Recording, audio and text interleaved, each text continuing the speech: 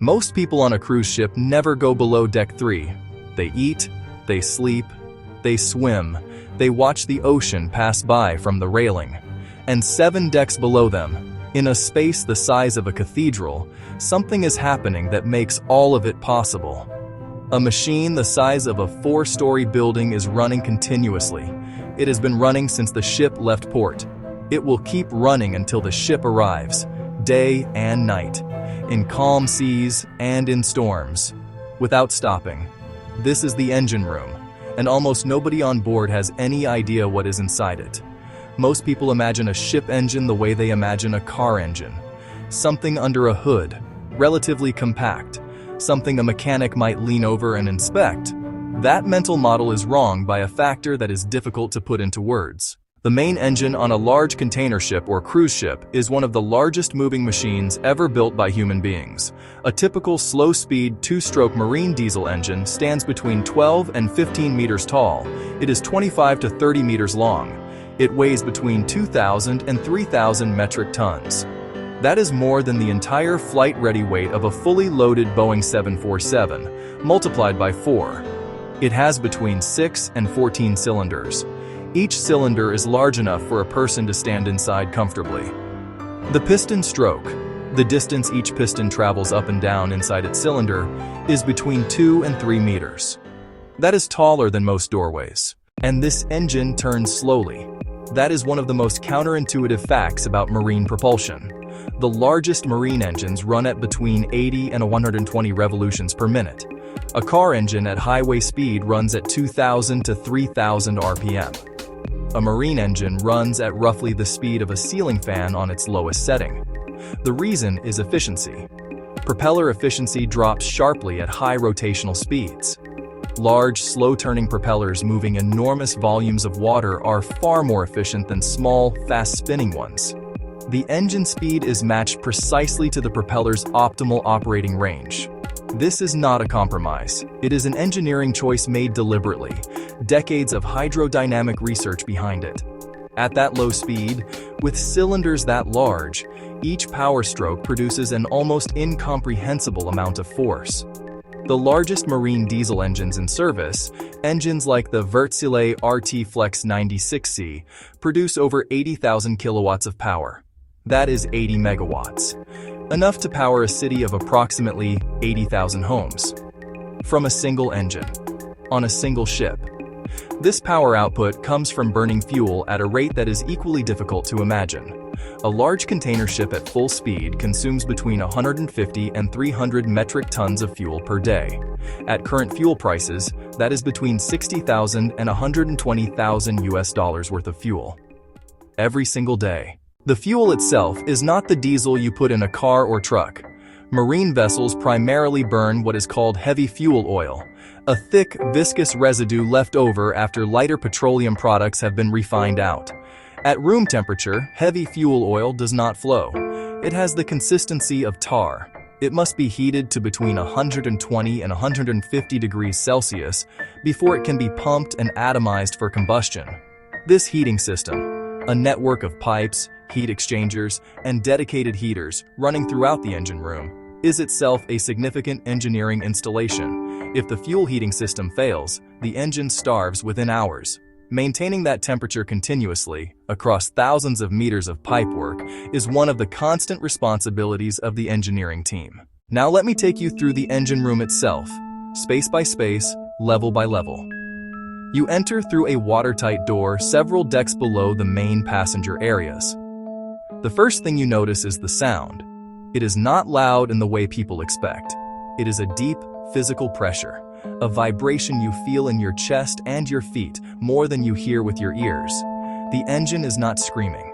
It is breathing. Each piston stroke is slow enough that you can almost count them individually as a rhythmic, low-frequency pulse running through the entire structure of the ship. The temperature is between 35 and 45 degrees Celsius throughout most of the space. Near the engine itself and near the exhaust systems, local temperatures can exceed 60 degrees. Engineers working in the engine room wear lightweight clothing and carry water constantly. Extended work near high heat areas requires scheduled breaks. Heat exhaustion is a real operational risk in tropical waters. The space is organized across multiple levels connected by steep steel staircases and grated metal platforms. Looking up from the bottom level, you can see the full height of the main engine rising through the decks above you. A wall of steel, pipes, and instrumentation that disappears into the overhead structure. At the lowest level is the bilge, the very bottom of the ship's hull structure. This space collects water, oil mist, and other liquids that accumulate during normal operation from engine seals, pipe joints, and condensation. Bilge pumps run continuously, removing this liquid and routing it through an oil-water separator before any potential discharge overboard. International regulations under MARPOL strictly prohibit discharging oily bilge water directly into the sea. The oil content of any discharged water must be below 15 parts per million. Ships maintain detailed oil record books documenting every bilge operation, subject to inspection by port state authorities. Moving up, you reach the level of the main engine's crankshaft, the massive rotating shaft that converts the up and down motion of the pistons into rotational force that ultimately turns the propeller. The crankshaft on a large marine engine is itself an engineering achievement. It is machined to tolerances measured in hundredths of a millimeter, despite weighing several hundred tons. The bearings that support it are lubricated by a continuous pressurized oil film. If that oil film fails, if oil pressure drops even briefly, the bearing surfaces make metal-to-metal contact, and the resulting damage can put the engine out of service for months. Above the crankshaft level are the cylinder heads, the top of each combustion chamber.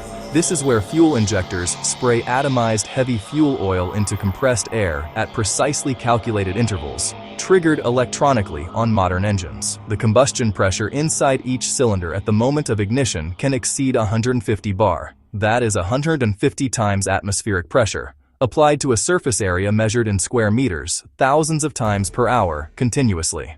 The turbochargers sit at the upper levels of the engine, large units that use the energy of exhaust gases, leaving the cylinders to compress incoming air before it enters the combustion chamber. More compressed air means more oxygen, which means more fuel can be burned, which means more power. Turbocharging is what allows a slow-speed engine to achieve the power outputs these machines produce. Without it, the same engine would produce a fraction of its rated output. Beyond the main propulsion engine, the engine room contains a separate power generation system that most passengers never think about. A large cruise ship does not use its main propulsion engine to generate electricity. The main engine drives the propeller shaft. Electricity comes from a separate set of medium-speed diesel generators, typically 4 to 8 units, running in parallel, managed by an automatic power management system that continuously balances electrical load across all operating units. The electrical demand on a large cruise ship is staggering. Between 60 and 120 megawatts of electrical power, consumed continuously. This powers the lighting across thousands of cabins and public spaces, the air conditioning system maintaining comfortable temperatures throughout the ship regardless of outdoor conditions, the galleys producing thousands of meals per day, the reverse osmosis plants generating fresh water from seawater, the stabilizer fins reducing roll in heavy seas, the navigation and communication systems, the elevators, the laundry facilities, the medical center, and every other system a floating city of 6,000 people requires. Some modern cruise ships have moved to a diesel-electric propulsion configuration, where large diesel engines generate electricity and electric motors drive the propellers through a power distribution system. This eliminates the direct mechanical connection between engine and propeller shaft, giving engineers significantly more flexibility in power management and allowing propulsion power to be shared with hotel systems during periods of low-speed demand. The engine room also contains the purifier room, a dedicated space housing centrifugal separators that continuously clean both the fuel and the lubricating oil before they reach the engine. Heavy fuel oil as received from bunkering operations contains water, sediment, catalytic fines from the refining process, and various contaminants that would destroy engine components within hours if introduced without treatment. The purifiers spin at high rotational speed, typically 6,000 to 9,000 RPM, using centrifugal force to separate these contaminants by density. Water and sludge collect at the outer edge of the spinning bowl and are discharged. Clean fuel continues to the engine. This process runs 24 hours a day. Adjacent to the machinery spaces is the workshop, a fully equipped machine shop where engineers can fabricate replacement components, machine worn parts back to specification, and carry out repairs that would otherwise require a port visit. On long ocean crossings lasting weeks, self-sufficiency is not optional. A broken pump seal, a worn bearing, a failed injector, these cannot wait. The ability to manufacture a replacement part at sea is a fundamental operational requirement. The control room occupies one end of the engine room, separated from the machinery by soundproofed glass. From here, the duty engineer monitors every system on the ship through a centralized computer system. Main engine load and speed, generator output and fuel consumption, cooling water temperatures, exhaust gas temperatures for each cylinder, lube oil pressure, bilge levels, fuel tank levels, and dozens of additional parameters. Color-coded displays show system status at a glance. Alarms trigger automatically when any value moves outside its acceptable range. On a modern vessel, the duty engineer does not walk around reading gauges. They watch screens and respond to alarms. But physical rounds still happen. Every engineer on duty walks the engine room on a regular schedule, listening for sounds that do not appear on any monitor, checking for leaks that sensors might not detect, verifying with their own senses that the data on the screen reflects reality on the deck plates. The engine room is manned continuously at sea. Engineers rotate through 4-hour watches. Port calls are used to schedule maintenance that cannot be safely done while underway. Major overhauls, inspections of components that require the engine to be stopped, surveys by classification society inspectors who verify that the vessel meets the standards required for its operating certificates. The system has real limits. The main engine cannot be stopped and restarted quickly. A cold start of a large marine diesel engine requires careful sequential warming of the fuel system, the cooling system, the cylinder lubrication system, and the engine structure itself. Thermal gradients, differences in temperature between different parts of the engine, cause differential expansion. If the engine is started before temperatures have equalized, the resulting stresses can crack cylinder liners, distort cylinder heads, and damage bearing surfaces. A controlled cold start takes 30 minutes to an hour minimum. This is why ships arriving in port keep at least one generator running continuously rather than achieving a true full shutdown.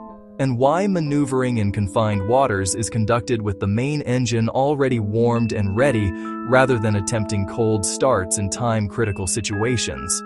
Heavy fuel oil creates a specific operational constraint in emission control areas. In waters around Northern Europe, North America, and several other regions, international regulations require ships to burn cleaner, distillate fuel with significantly lower sulfur content.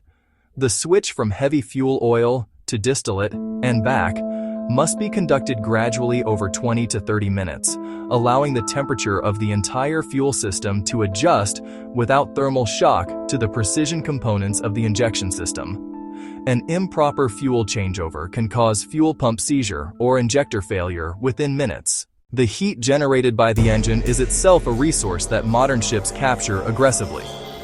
Waste heat recovery systems collect thermal energy from two sources: the exhaust gas stream, leaving the turbochargers, which exits at temperatures between 300 and 400 degrees Celsius, and the jacket cooling water circuit that removes heat from the cylinder walls, which circulates at 70 to 90 degrees Celsius. This recovered heat generates steam, which is used to heat the heavy fuel oil, power the freshwater evaporators, run laundry and galley equipment, and in some installations, drive a steam turbine that generates additional electrical power. On the most efficient modern vessels, waste heat recovery reduces total fuel consumption by 10 to 15%, a significant saving when the baseline consumption is 200 tons per day. So what is actually happening in the engine room right now on every large ship at sea? A machine taller than a 4-story building is turning at the speed of a ceiling fan, burning 200 tons of heated fuel per day, producing 80 megawatts of power, converting that power into the rotation of a propeller shaft connected to a propeller 9 meters across. Separate diesel generators are producing enough electricity to power a small city. Purifiers are cleaning fuel and oil continuously. Waste heat is being captured and reused. A team of engineers is monitoring hundreds of parameters, walking rounds in 45-degree heat, maintaining the systems that keep everyone above them comfortable, fed, and moving across the ocean. The pool deck is a long way up. If you want to understand what happens when all of this stops, when the engine room loses power and the ship goes dark in the middle of the ocean, I have already covered that in a previous video.